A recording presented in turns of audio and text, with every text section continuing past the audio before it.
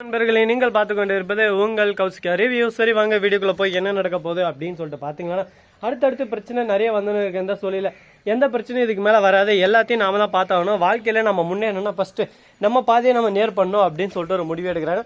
முடிவு எடுக்கிறதோட மட்டும் இல்லாமல் அந்த குறிக்கோள் படி கரெக்டாக நடந்தும் செய்கிறாங்க. அப்படி என்னடா பண்ணாங்க அப்படின்னு சொல்லிட்டு பார்த்தீங்கன்னா, கரெக்டாக நம்ம மல்லி இருக்காங்களே, அவங்க வந்து எனக்கு தான் அண்ணனும் முக்கியம், தான் வாழ்க்கையும் முக்கியம் அப்படின்னு சொல்லிட்டு முடிவு எடுத்திருக்காங்க. ஆனால் அவங்க முடிவு எடுத்துக்கிறது எந்த ஒரு தவறும் இல்லைன்னு தான் நான் சொல்லுவேன். ஏன்டா அப்படின்னு சொல்லிட்டு பார்த்தீங்கன்னா, அவங்க 100% கரெக்டாக தாங்க முடிவு எடுத்திருக்காரு. ஏன்னா எல்லாருமே நமக்கு முக்கியம்.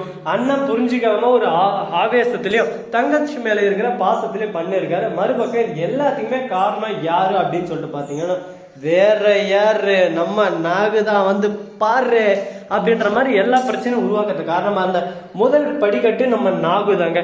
நம்ம நாகு அமைதியா இருந்தா எந்த ஒரு பிரச்சனையும் இங்க இவ்வளவு வந்திருக்காது. எல்லாமே நல்லாவே ஒரு பக்கம் போயின்னு இருந்திருக்கும். நாகு பண்ண ஒரு சில மிஸ்டேக்கால இப்ப இவ்வளோ பெரிய பிரச்சனை பூகமா மாதிரி மேலும் மேலும் மேலும் மேல வளர்ந்துருக்குங்க.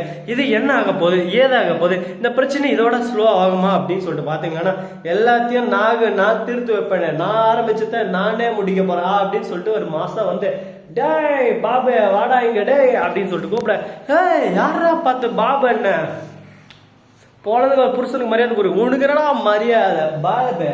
இதுக்கு முன்னாடி என்ன கேன்சர் வந்தோன்னா இது கல்யாணம் பண்ணி வைக்க 2 பேரும் பிளான் பண்ணி திட்டமா. இப்ப என்னடானா என் பிளான் எல்லாம் மீறி நீ வந்து எவனோ ஒருத்தனை புடிச்சுன்னு இருவேன், அவன் கேடு கட்ட ரவுடி பையன், அவனா வந்து என்னோட மல்லி என் பொண்ணு மாறுறா, அவனுக்கு கல்யாணம் பண்ணி வைப்பா. என் பொண்ணுக்கு யாரை பிடிக்கும், எவன் கரெக்டா இருப்பான்னு சொல்லிட்டு எனக்கு தெரியும். நான் என்ன சொல்றேன்னா அதான் நீ கேட்கணும். நீ சொல்றதெல்லாம் யாரும் கேட்க மாட்டாங்க.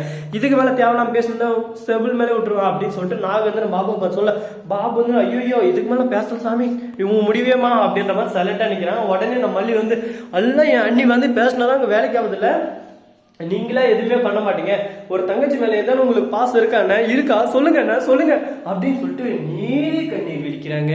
நீலி கண்ணீர் இதை பார்க்கும்போது நமக்கு ஒரு பக்கம் ஐயோ தொட்டுட்டாங்கடா, நெஞ்சே தொட்டுட்டாங்கடா அப்படின்ற மாதிரி தான் ஒரு பக்கம் ஃபீல் ஆகுது.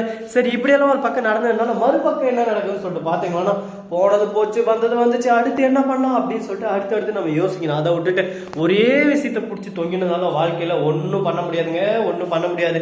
சரி இருக்கட்டும், எவ்வளவோ பார்த்தாச்சு, இதெல்லாம் ஒரு பிரச்சனைடா, அசால்ட்டா டாப் டக்கர் டூப்புன்னு அடிச்சு தூள் கழிப்பிட்டு போயினே இருக்கணும்னு சொல்லிட்டு நான் உங்களுக்கு சொல்லி விடுறேன். சரி, அப்படியே ஒரு பக்கம் போயினே இருந்தாலும் அதே சமயத்துல கரெக்டா நம்ம மல்லி இருக்காங்கல்ல, அவங்க வந்து வீட்டுல சண்டை முடிச்சுட்டு சரி போயிட்டு என் செல்லக்குட்டி வெண்பாவை கூட்டின்னு வரலான்னு சொல்லிட்டு ஒரு பாசத்தோட ஒரு பாசம் வைக்க நேசம் வைக்க பொண்ணு உண்டு அவளை தவிர வேற யாரும் எனக்கு இல்லையே அப்படின்னு சொல்லிட்டு போறாங்க.